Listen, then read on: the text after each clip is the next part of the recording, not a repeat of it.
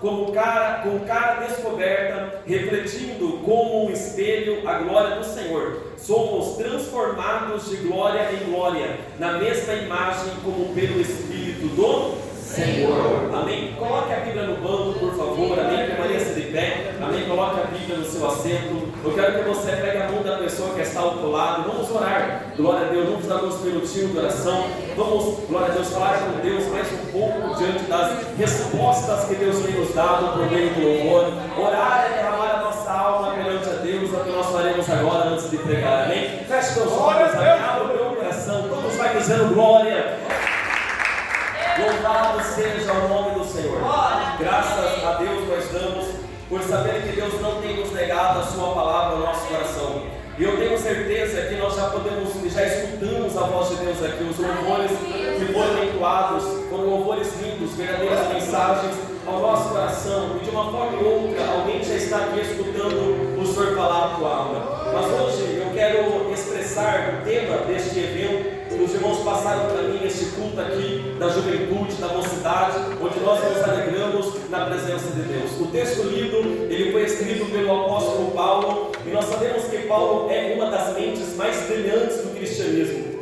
O apóstolo Paulo é um dos homens mais importantes quando se trata sobre os fundamentos da fé cristã. E quando ele escreveu a carta de 2 Coríntios, como é a segunda carta, nos mostra que ele já havia escrevido uma carta anterior. E a carta anterior que ele escreveu à igreja de Coríntio era uma das cartas mais bravas do apóstolo Paulo. A igreja de Coríntio era uma igreja que, embora tivesse todos os dons do Espírito, embora fosse uma igreja triunfante em muitas coisas, era uma das igrejas mais problemáticas que a gente encontra na Bíblia. A igreja de Coríntio, na primeira carta, o apóstolo Paulo, ele vai tratar alguns pecados que são pecados seríssimos sobre a igreja, e que a igreja ela tem tolerado, ela tem feito vista grossa. Ele trata pecados tão sérios sobre a igreja, como um que ele relata de um jovem que estava tendo uma relação sexual com a sua madrasta, e isso estava sendo tolerado pela igreja. Os pastores não sequer repreendiam. É nesse texto que Paulo aplica a importância da disciplina, de tirar da comunhão aquele que anda desta forma.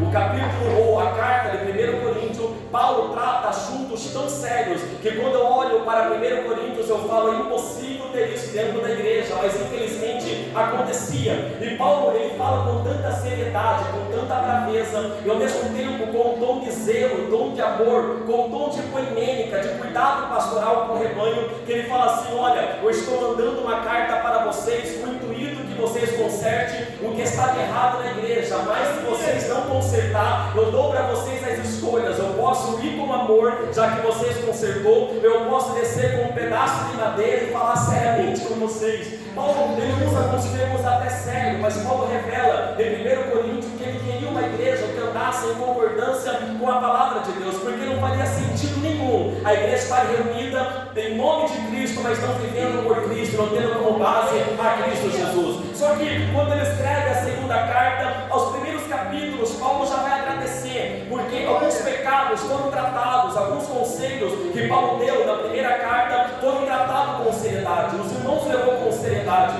começou a colocar a casa em ordem, começou a colocar as coisas em conformidade com o que a palavra de Deus apresenta. Ele também, na segunda carta, além de agradecer a igreja por receber a primeira carta, embora tão dura era aquela carta, mas entender que Paulo estava expressando o cuidado e o amor pelo rebanho, pela igreja e principalmente pelo nome do Senhor. Agora Paulo agradece, e para mim Paulo começa a tratar alguns assuntos com a igreja importantes que ainda deveriam ser tratados, e um deles é acerca da verdadeira transformação, é o verdadeiro caráter transformado, o verdadeiro caráter mudado. No capítulo 3, Paulo apresentando a questão apostólica, o seu ministério, apresentando a prova de que realmente ele é um homem de Deus, ele começa a entrar neste assunto sobre a transformação. Ele começa a falar sobre o crente, ou o homem que é transformado pela graça de Deus, o homem, a mulher que é transformado pela graça do Senhor. Então o tema central do capítulo 3 é exatamente sobre transformação. E se você ler com cuidado, minuciosamente, aqui o 3, o 4, o 5, tu vai deparar que Paulo trata seriamente. A mensagem central desses 3 capítulos é sobre transformação. Paulo não está falando de uma mudança aparente. Paulo não está falando de uma mudança superficial. Paulo está falando de um poder, que é o poder do Evangelho, que transforma verdadeiramente o ser humano, que transforma verdadeiramente o homem. E esse versículo que lemos, Paulo aqui expressa alguns princípios acerca dessa transformação. O primeiro princípio está na parte A do versículo, que ele fala assim: mas todos nós com cara descoberta. Quando Paulo expressa essas palavras nesse versículo, nos versículos anteriores, Paulo ele cita acerca de Moisés. Ele fala daquele caso, daquele momento em que Moisés, saindo do monte, o seu rosto brilhava, e nós temos o texto que o povo não podia contemplar a face de Moisés por causa do brilho. Mas se você ler aqui o que Paulo expressa, Paulo diz que Moisés escondeu a face, não foi por causa da questão do brilho do seu rosto que estava ali no monte. Moisés escondeu a face porque a glória estava sumindo, o brilho estava desaparecendo, e com medo de que o povo não visse mais o brilho, que o povo não visse mais o seu rosto refletindo aquela glória, ele esconde isso, ele oculta que a glória estava desaparecendo, ele oculta que o brilho do rosto já não estava mais refletindo, ele oculta que aquele olhar de forma milagrosa, encantadora, que Moisés estava vivendo, estava se apagando. Então ele oculta completamente essa imagem que desaparece. Só que Paulo, ele critica isso. Paulo, ele aponta, ele levanta uma crítica acerca desta ação de Moisés, porque ele entende que isto era uma falsidade, isto voltava de transparência. Moisés queria ocultar aquilo que estava desaparecendo, a glória e o brilho do rosto que estava sumindo. E já que Paulo está tratando sobre transformação, Paulo já começa, ele quer dizer o seguinte: olha, se nós queremos ser verdadeiramente transformados, nós precisamos arrancar as máscaras que nós colocamos e revelar diante de Deus a realidade do que nós somos. Eu estou pregando o texto que vocês já passaram. Quem está entendendo? Paulo vai expressar dizendo: olha, nós precisamos nos apresentar. Paulo está tratando sobre transformação. Nós precisamos mostrar quem nós somos. Precisamos arrancar as máscaras, o véu que tentamos esconder. Tem muita gente que sustenta uma aparência de santo, mas estão corrompidos. Tem muita gente que sustenta uma aparência de livres, mas ainda estão presos. E quando ainda estão presos nos seus próprios vícios, quando ainda estão presos nas suas próprias iniquidades, quando ainda glorificam o nome de Deus com os teus lábios, mas esconde a realidade do seu pecado. Mas a palavra de Deus nesta noite para esta igreja é: se verdadeiramente precisamos ou queremos uma transformação, há necessidade da transparência e da honestidade, porque sem transparência e honestidade não há transformação.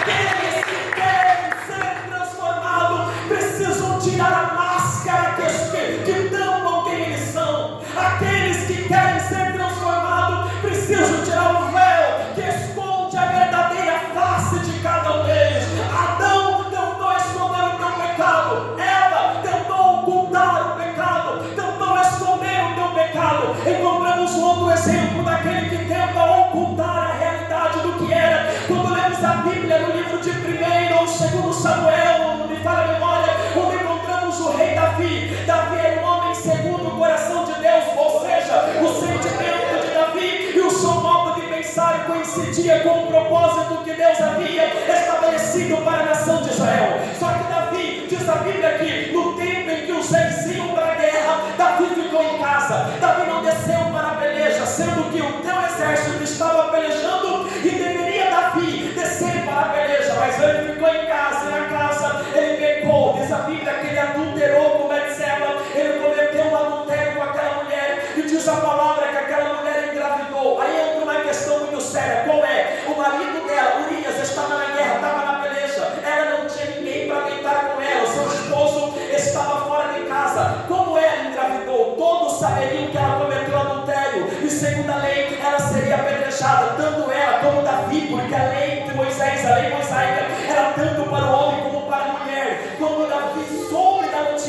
de que Betseba estava grávida, ele tentou ocultar, ele tentou esconder, ele tentou tampar o seu pecado. O que ele fez? Ele trouxe Urias da peleja, ele conversou com Urias e ele já planejou, arquitetou uma mente maligna, um coração maligno. E o que é que ele planejou? O que é que ele arquitetou? Ele arquitetou um plano para esconder, ele tentou mascarar o seu pecado, ele tentou maquiar a sua iniquidade. E o que é que ele fez? Ele pegou Urias e falou: Urias, me traga a notícia da guerra. E Urias começou a falar da guerra. Vai, Davi, vai para a tua casa, toma um banho, fica um tempo com a tua mulher. De certo que, já que Urias estava na guerra, quando ele ficasse um período com a sua mulher, com a sua esposa, de certo, ele teria relações com ela. Só que Urias, ele era leal, tanto a Deus como para Davi. Urias disse: como eu poderei ir para a peleja, sendo que Israel está lá, que Joabe está pelejando? Como eu poderia ir para casa, sendo que o exército está lá, que Israel está pelejando? Eu não poderia fazer isso.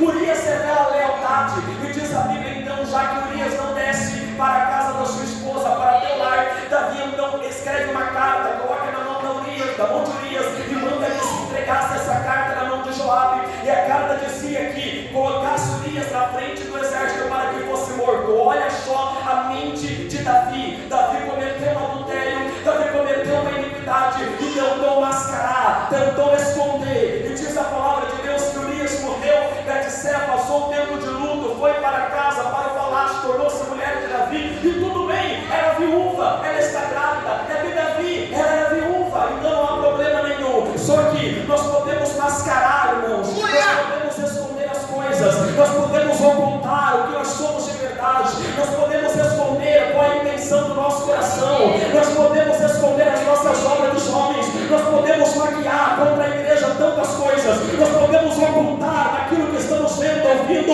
aquilo que estamos vivendo em nosso secreto. Só que é um Deus que está sentado no trono, que diz a Bíblia que os teus olhos é como chama de fogo, a contemplar todos os moradores da terra. E não só Deus contempla quem somos exteriormente, mas Deus conhece os nossos corações.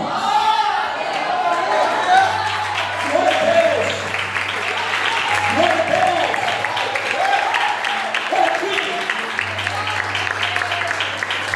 Eu estou sentindo a graça de Deus aqui nesta noite. Olha aqui para mim. Deus, Ele sabe quem é cada um de nós. Eu vou dizer de novo. Deus, Ele sabe quem é cada um de nós. E Deus não se encanta com cargo. Deus não se encanta com título. Deus não se encanta com dom. Deus não carece de adoração. Deus não encanta com palavra eloquente. Deus, Ele sabe quem é cada um de nós.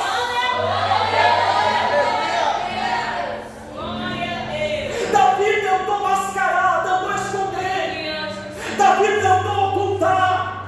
Só que Deus tomou o profeta Natan, e Natan trouxe uma parábola a Davi, contando acerca de um homem que tinha muitos animais, muitas cordeiras, e de um homem que tinha uma só, e aquele que tinha uma só tratava aquele animal como a sua própria filha. E vindo um viajante na casa do homem rico, a Bíblia diz, Natan contando para Davi, que aquele homem rico, em vez de pegar um dos seus animais, sacrificar, matar e fazer um jantar para o viajante, ele roubou a ovelha do homem pobre, ele roubou a ovelha daquele homem que tinha como filha aquele animal, matou e deu para o viajante. Aí Davi se levantou, porque gente que oculta o seu pecado, gente que esconde a realidade do que é, gosta de apontar para o outro, gosta de criticar o outro, porque o ato de apontar para o outro tenta esconder aquilo que eu sou. Davi se levantou e falou: esse homem que fez isso deve ser morto. Aí vai Natan, homem de Deus, e falou: muito bem, disseste certo, tem que ser morto, e esse homem é você. Quando Davi entendeu que não poderia esconder de Deus, quando Davi entendeu a gravidade do seu pecado, ele cumpre aquilo que diz Paulo, ele vai tirar da sua cara, ele vai descobrir aquele véu que ele colocou. Então ele escreve um dos salmos mais lindos da Bíblia, o Salmo 51, é o salmo de arrependimento, onde Davi expressa: pequei, aí ele diz: cria em mim, ó Deus, um coração puro, renova em mim um espírito inabalável, não me lance para fora da tua presença, e não retire de mim o teu Espírito Santo.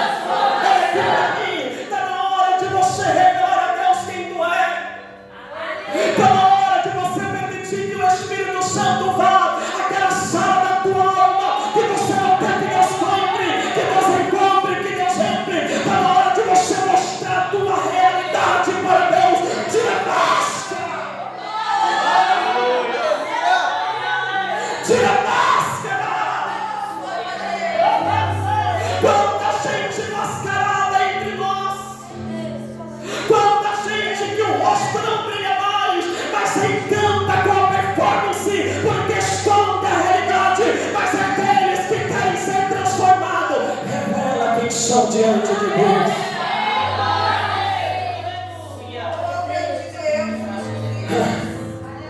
Eu estou pregando um texto que vocês me passaram. Jesus, ele escolheu 12 homens, que quando nós analisamos esses homens, nós podemos dizer: esses homens não servem nem para ser amigos.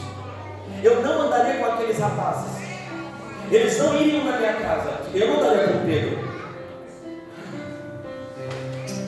Aqueles homens, eles tinham uma personalidade terrível.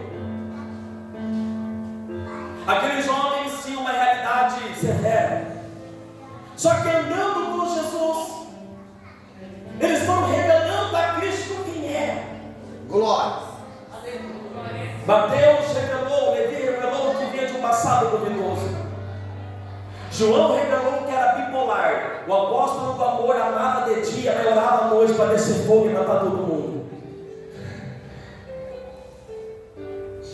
Pedro revelou que eu sou de um temperamento sanguíneo. Sou legal, mas eu sou de paciência curta. Mexeu comigo, já tira a espada e corta a orelha, não, né? Eu duvido que Pedro queria orelha de mal, ele queria um pescoço, mal que foi ligeiro. Aqueles homens nunca esconderam quem era. Aqueles homens nunca ocultaram os seus erros, nunca maquiaram a sua realidade, sempre expressaram o que era de verdade. Só que existe um que Jesus confrontou. Um que Jesus pegou o dinheiro do grupo, da equipe, e falou assim: olha, tu vai cuidar. Um que Jesus sempre foi confrontando, dizendo: eu sei quem você é, mas só posso transformar quando você tirar a máscara. Aleluia. Esse era Judas. Judas dos 12 é o único que ocultou quem ele era. Os outros 11 sempre mostrou quem era. E à medida que andaram com Jesus, por Jesus foram transformados. Não. Eu não estou dizendo que Deus vai lhe julgar.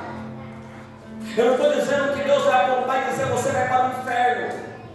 Eu não estou dizendo que Deus vai lançar uma pedra sobre você e falar assim: olha, você vai cair por causa do seu pecado, você não pode fazer parte da minha casa. Olha aqui para mim, Jesus não tira ninguém da mesa.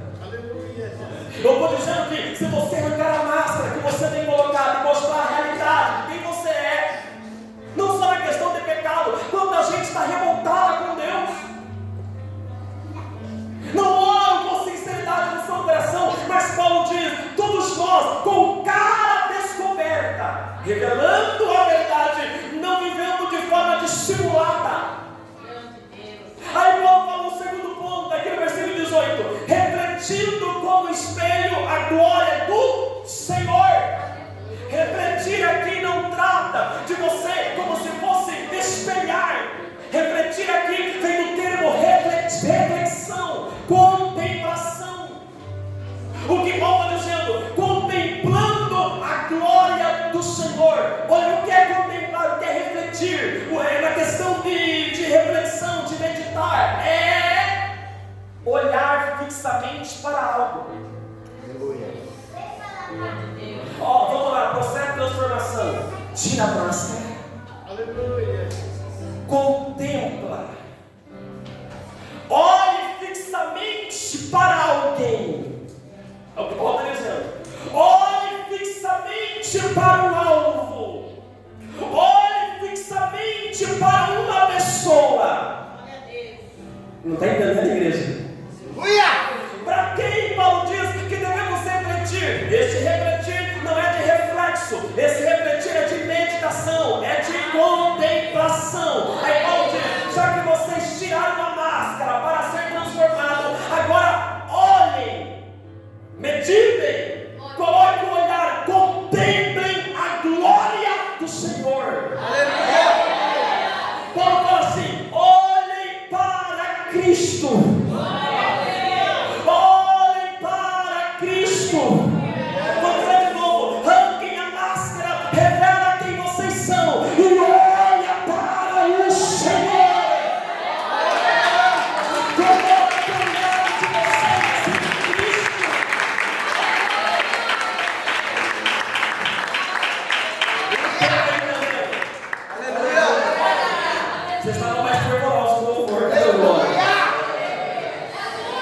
sendo fiel ao texto que me passaram.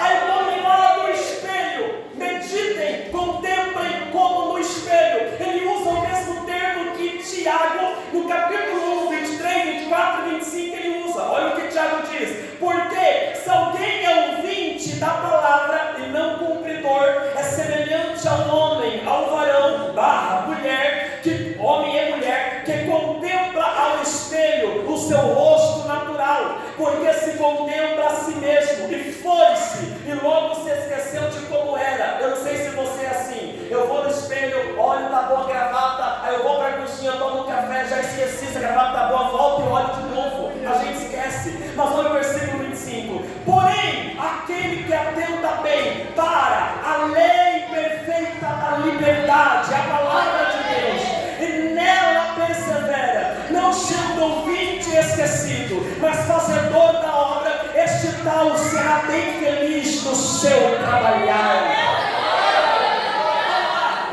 O texto de espelho que Tiago usa, a palavra de Deus.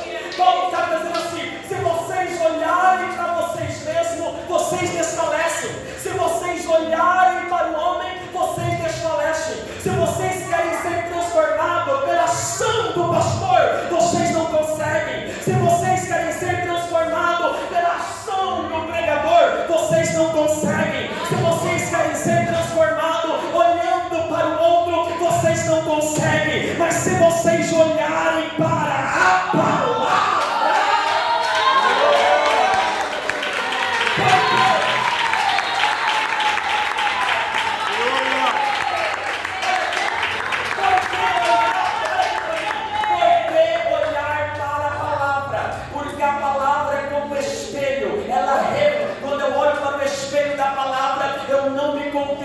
é ela que revela quem eu sou. A palavra é confrontadora. A palavra é confrontadora. Vou dizer de novo: o evangelho é confrontador. A palavra é confrontadora. Quando eu leio um termo na Bíblia, sã doutrina. Sã doutrina é o conjunto de ensinamentos que contém na Bíblia Sagrada e que rege a nossa vida. E quando eu estudo sobre o termo sã doutrina, eu descubro que é ensinamento saudável, aquilo que produz mudança, aquilo que produz saúde. É por isso que Paulo diz: ei, contemple a glória do Senhor, contemple como espelho a palavra de Deus. Deixa que ela, não é nós refletindo lá, é ela refletindo aqui. Eu vou dizer de novo: é ela refletindo aqui. Eu vou dizer de novo: é ela refletindo aqui.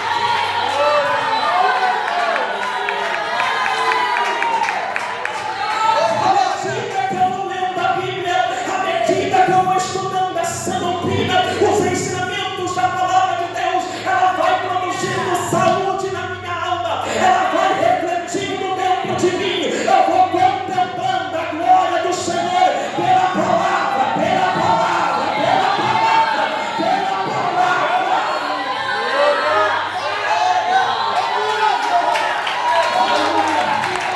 Aleluia, aleluia, aleluia, aleluia.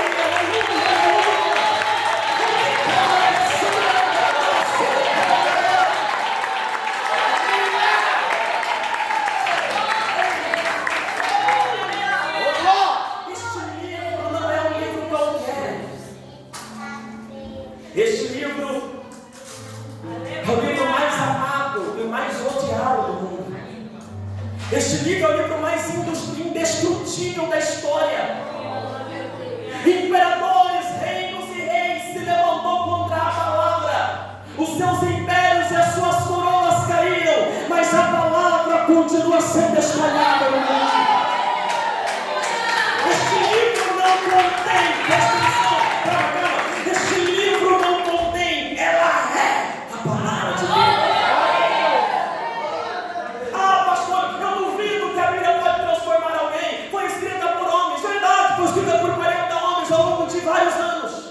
Só que como diz Pedro, Pedro 1, 3, 21, se não me falha a memória, o apóstolo Pedro diz que as escrituras e as profecias nunca foram escritas por vontade de homem algum. homem algum tem vontade de escrever, mas o Pedro diz, ela foi inspirada pelo Espírito Santo, ela foi, sabe o que é inspirada? Ela foi soprada na alma.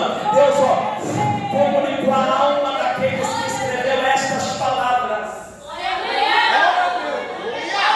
Quando eu leio a Bíblia, ela revela que eu sou pecador.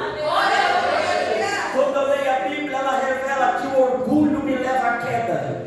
Quando eu leio a Bíblia, ela me revela que eu estou distanciado da graça de Deus. Mas quando eu leio a Bíblia, eu descubro também que eu sou amado, que eu posso ser perdoado, que eu posso ser salvo. Quando eu leio a Bíblia, o meu coração se enche de esperança. Eu tenho esperança na manhã. Eu sei ainda minha alma passará a eternidade, ao ponto de que a morte já não nos pesa.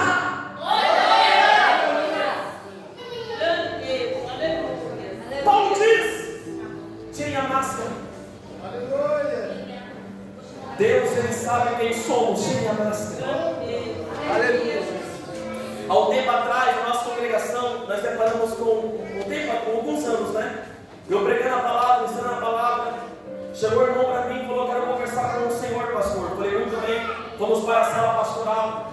Sentei com ele para conversar. Aí ele falou assim para mim: pastor, eu tenho um problema. Eu sempre quis contar isso para alguém, mas não consegui. Mas eu ouvi você pregar, e pregando a palavra, eu quero contar algo para você. Ele tirou a máscara diante de mim e falou: pastor, eu estou viciado em maconha, participo da ceia, sento na mesa, mas eu estou tirando a máscara. Aleluia! Tem um amigo meu, que nós estamos há 2 anos lendo a Bíblia, eu trabalho com ele, eu evangelizando, eu dei uma Bíblia para ele, mas não é só dar a Bíblia. Eu digo que ele tem que estudar com ele, ele não conhece. Estamos há 2 anos lendo a Bíblia todos os dias. A gente lê, eu mando pelos versículos, explico, ele lê junto. E num momento eu falei para ele que ele deveria abandonar a bebida alcoólica, a prostituição, a vida que ele vivia. Eu apenas apresentei as Escrituras. E as Escrituras fez o que é para fazer, penetrou na alma. E ele lendo as Escrituras hoje é liberto do álcool, é liberto da prostituição, tem um casamento restaurado e procura o batismo.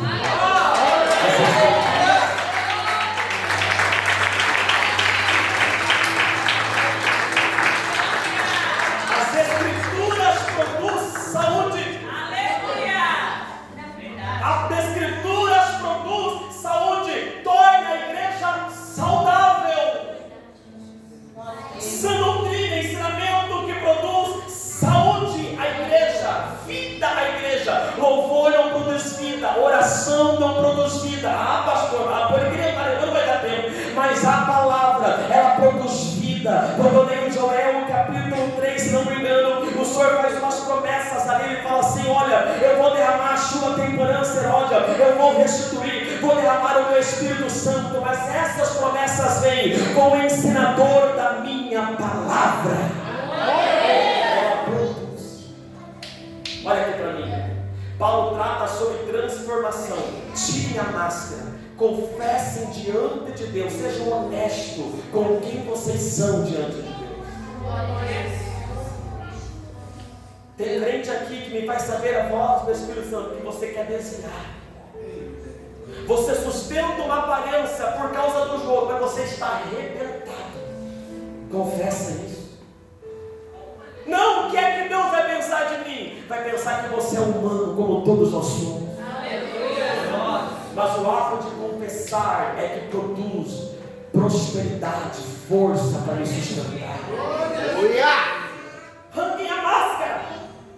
Contemplem a glória de Deus, permitindo que a palavra reflita na sua alma, no seu coração. Aí vai Paulo, aí somos transformados. Somos o quê? Somos o quê?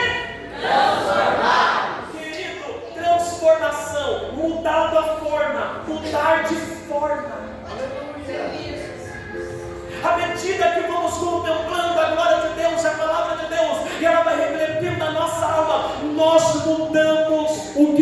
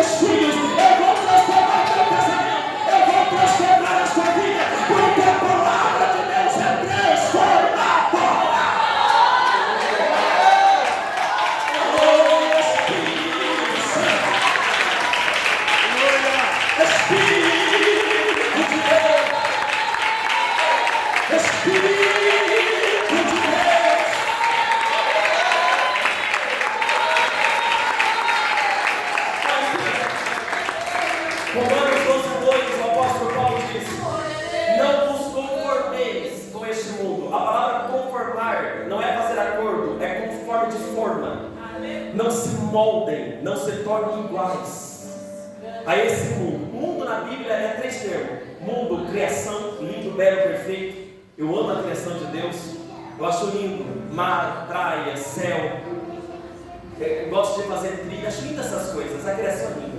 O segundo termo usado no mundo é pessoas, que Deus ama. João 3,16, porque Deus amou o mundo, pessoas, que a gente se relaciona. Deus ama pessoas. Jesus te ama. E o terceiro mundo é sistema, este sistema, qual nós não fazemos parte. Sistema mundano, regido e governado por Satanás, que tem como propósito afastar os homens do conhecimento da verdade, não conhecer bagunça a mente dos seres humanos, para não conhecer a verdade de Deus, porque a verdade de Deus transforma. Aí Paulo diz: não vos sejam iguais a este sistema, mas transformai-vos. Eu acho lindo esse texto, porque Paulo não manda eu mudar o ambiente ao meu redor, ele não manda eu mudar as pessoas ao meu redor. Ele ordena: não seja igual, não se molde igual àqueles que ainda estão no sistema mundano, mas vocês sejam transformados pela renovação do vosso entendimento. Ou seja, a nossa mente agora é regida pela palavra. À medida que vocês vão avançando, permita-se que a palavra vai transformando. Agora entra outro ponto de Paulo: de glória em glória.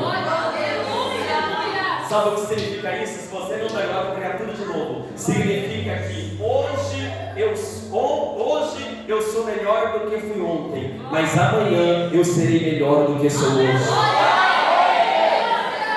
Essa transformação que a palavra gera é contínua. Nós ainda estamos sendo transformados, nós ainda estamos sendo mudados, nós ainda estamos sendo construídos. Olha aqui para mim, vou bater um ponto aqui. Para de julgar o teu irmão se ele comete algum erro, porque talvez aquilo que você já venceu, já foi transformado, e ele está ainda sendo. Porque o que para mim é um elefante, talvez para você seja uma mosca, mas o importante é que a palavra continue penetrando, espelhando no teu coração, e que de glória em glória você vai sendo transformado. Até onde eu vou ter que ser transformado?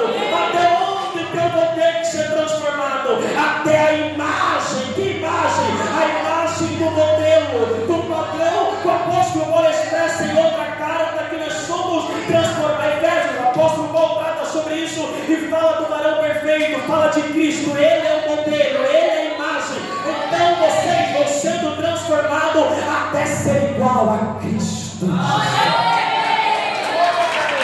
Ele é o modelo.